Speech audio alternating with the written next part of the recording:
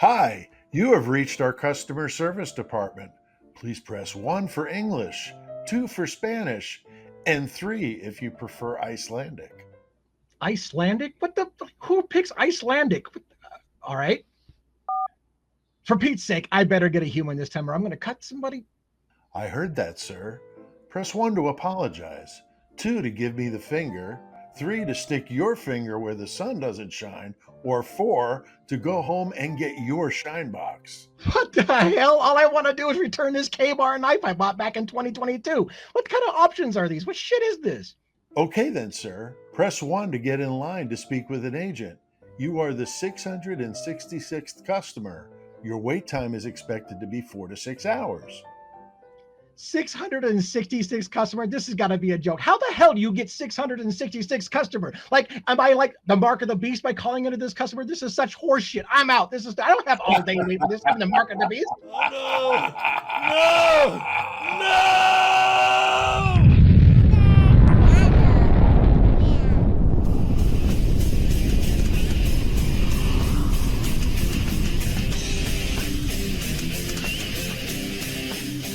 Welcome back. Good to see you guys again. And for you first timers out there in the crowd, don't worry about it. Just stand tall with us, and we'll get through this with a white knuckle trip on some true crime today with me.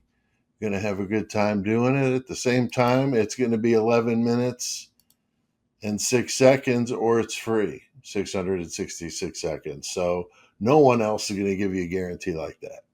Now, don't forget, real quick, please like the video, subscribe if you haven't already done that, and comment with your thoughts and ideas. It definitely helps the video get out there to more people. So I appreciate that. And when it comes to the case of the Idaho 4, most of us have had our share of theories. Some creators out there have given so many theories, changing their minds as often as Bill Thompson lies through his Santa Claus beard. And some even go as far to say that they've been right all along. And I'm not going to do that to you, my friends. All right. Now, I've thrown out a few theories since following the case. I do feel my lambs to the slaughter theory is the most believable of the bunch, which is basically saying everybody's guilty, because I don't know of anybody in the story that was above some sort of suspicion. Now, I know that that's not realistic, that everybody was involved, but in theory, I think there was a handful, at least a dozen or more people that could have possibly played a role in this. But no theory is perfect. That's not what we're trying for here. We're just trying to generate some ideas. So this is just my opinion and speculation. I'm not saying anybody's guilty of anything. Everything is alleged. Now, after Kohberger changed his plea to guilty, I've tried to come up with a theory that would have, where he could have possibly been involved, even though it went against what I thought for the longest time, was that he had absolutely nothing to do with the crime. Now, I still feel that way to a degree, but I probably will until I get some valid proof that he truly did do this, or that he comes clean with details on how he did these crimes by himself. Now, there are two things that stick in my mind about the case that have given me some, possible ideas and even maybe a motive for Kohberger to be involved. The first one is just after his arrest in Pennsylvania. Now, he asked if anyone else had been arrested. I heard that he made that statement before he was Mirandized, so it's not something that can be legally used against him. But I've also heard some claim that he never said it. So, like with most things, I'm going with the official. One of the officers that arrested him said that he said it. Now, if he did, then we have to entertain the fact that he could have been part of something bigger. Even though I don't feel he's the type of guy to work in a group, I have to wonder if that statement from him was true and if others were actually involved. So I keep thinking about scenarios where he could have been, one of a few involved in such heinous crimes like this. Now, the other thing that has stayed with me is that information about Brian Kohberger requesting to see Bethany Funk in the very early days following the crime. And I'm not sure where I heard that, but I know I did. I verified it with another creator today. He had also had mentioned of it. And it just really baffles me. I mean, why would he want to talk to her unless he knew her?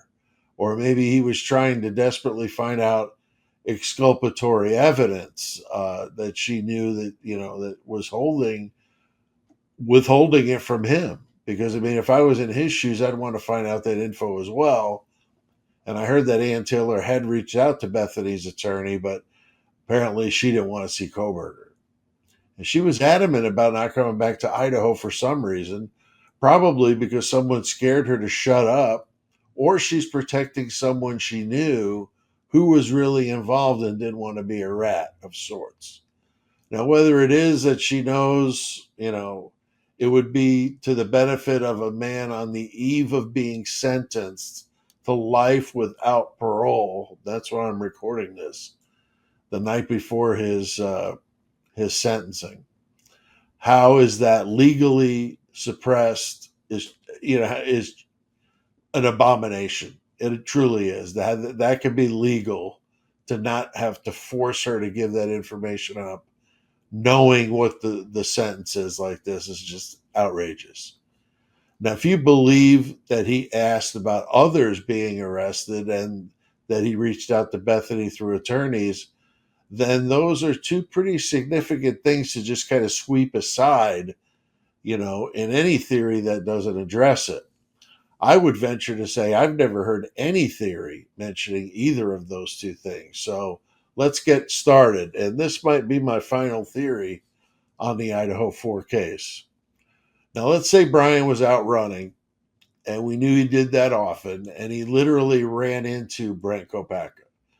Brian got to Pullman in June, I believe, and they were only a few miles apart. He also went out to, visit the school before he moved out there. So maybe they met then, who knows, or online. Odds of people living 40 miles from each other in Pennsylvania ending up a few miles in the same town in Washington at the same time is just simply unbelievable. I mean, you just can't write like that. That's just unreal.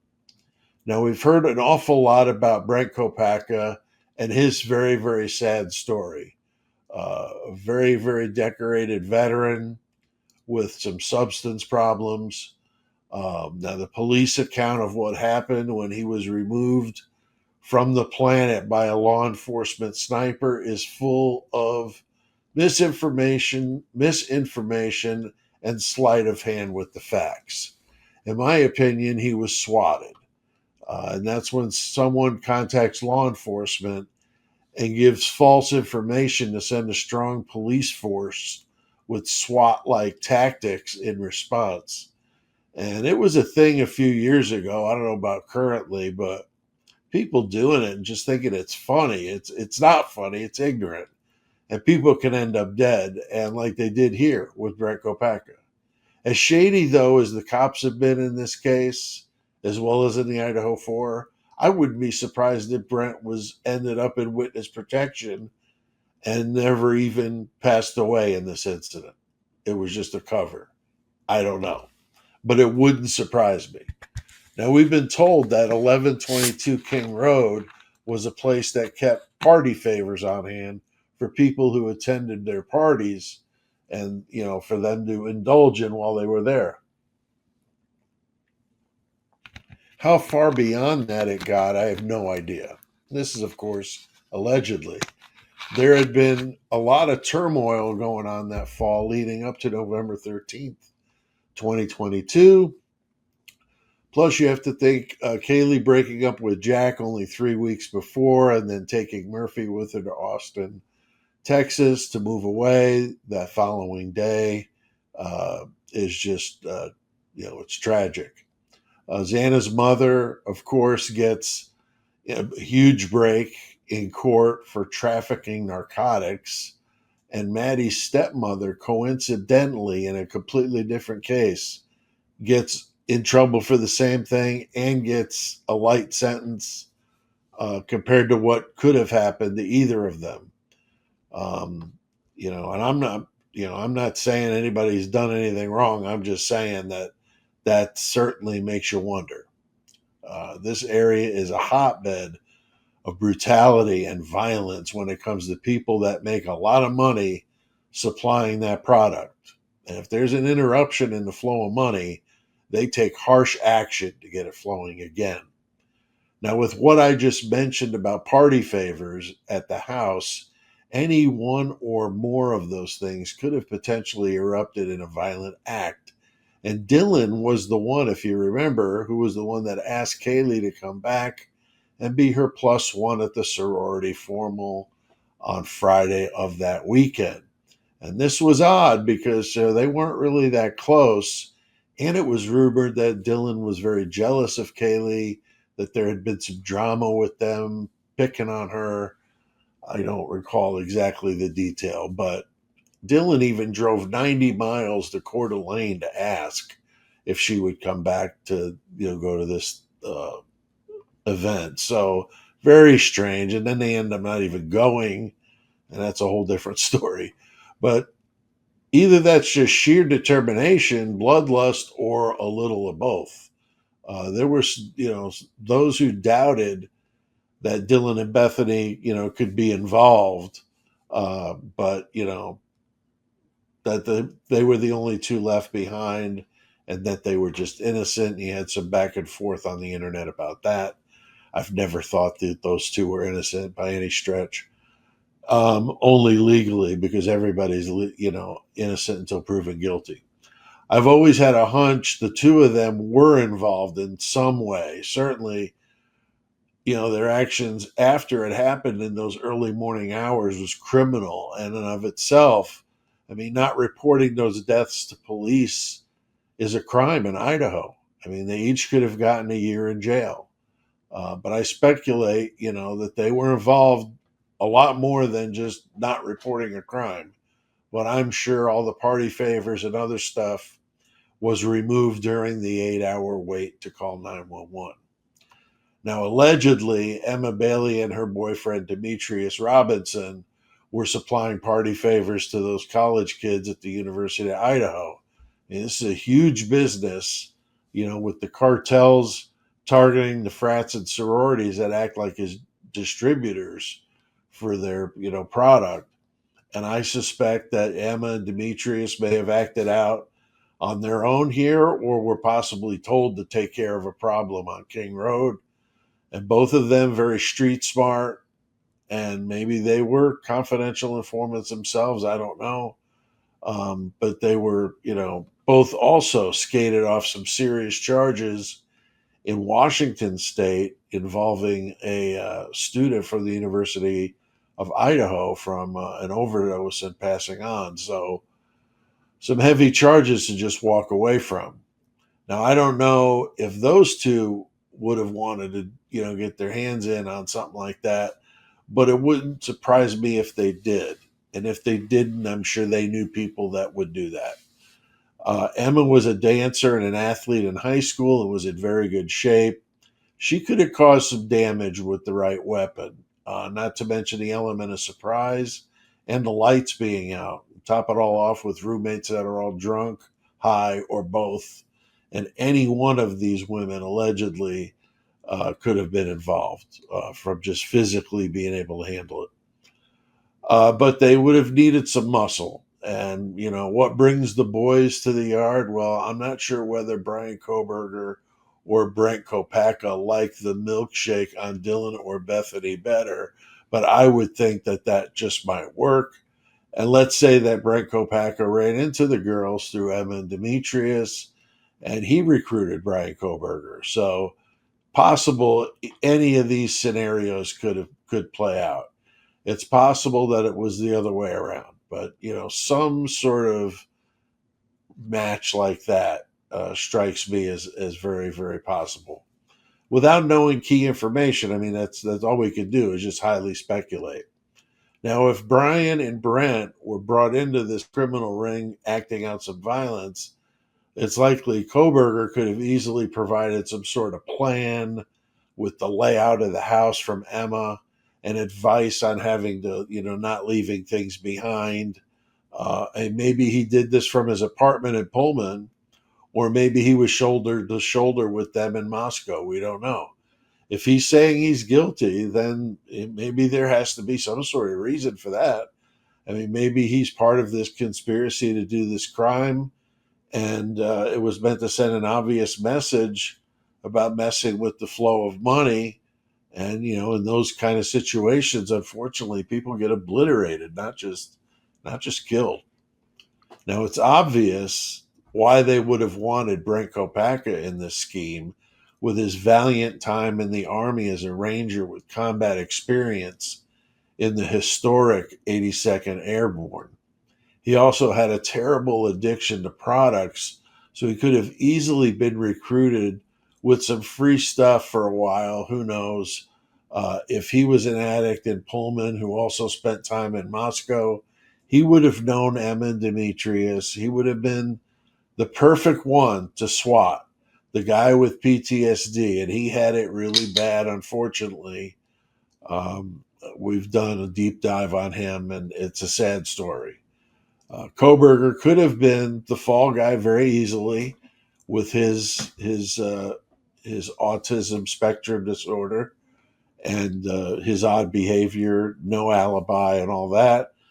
And these people with bad intentions could have easily done that, I think, with him. And certainly possible that the cops are the one, or that Emin Demetrius are the ones that gave the cops Brian's name to even start with, for all we know. I could see either of them stealing Kohberger's K-bar that he liked to show them, probably if he was around them at his apartment, or, talking about it to just kind of fit in with everybody else. And maybe they swabbed, something of his to get on that button snap. Very easy to do, according to the forensic expert that I interviewed last year. They simply make sure that it gets left behind to where it doesn't seem like it's been planted. So they set the sheath under one of the victims, which was a good choice, but I question why there wasn't much of any DNA on the sheath other than a speck on the button snap. So that's strange. At least not any, that I've heard about. The thing is leather, which is a porous material, and I would assume that would hold the DNA, but maybe I'm wrong. I'm not an expert. I just got a high school diploma. Now, could it be that both Brian and Brent, neighbors over 1,000 miles from home, become neighbors again, were set up in some elaborate scheme like this? I mean, it sounds absolutely fantastic, but oddly, stranger things have happened.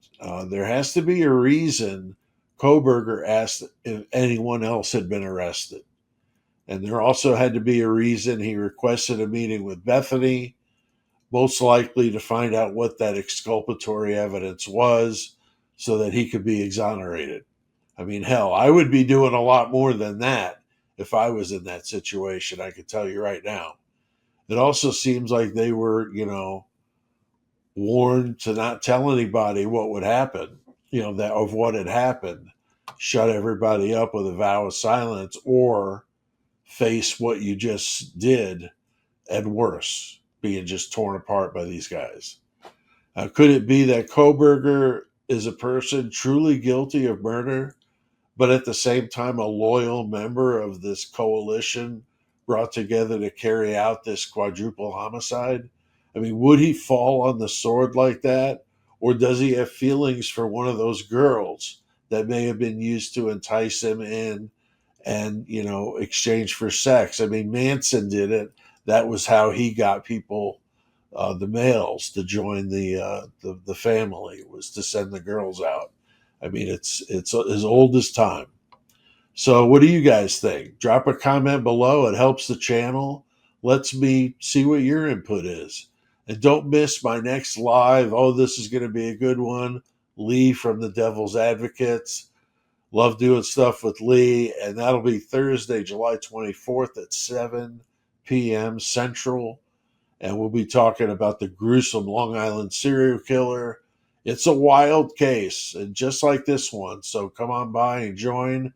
And I'd like to thank the membership here at the channel, the Hornseye Club, the Mayhem Squad, great supporters. I really appreciate it. And I appreciate every one of you for watching my content. And please don't forget to hit that like button, subscribe, leave your comment, and I'll see you next time.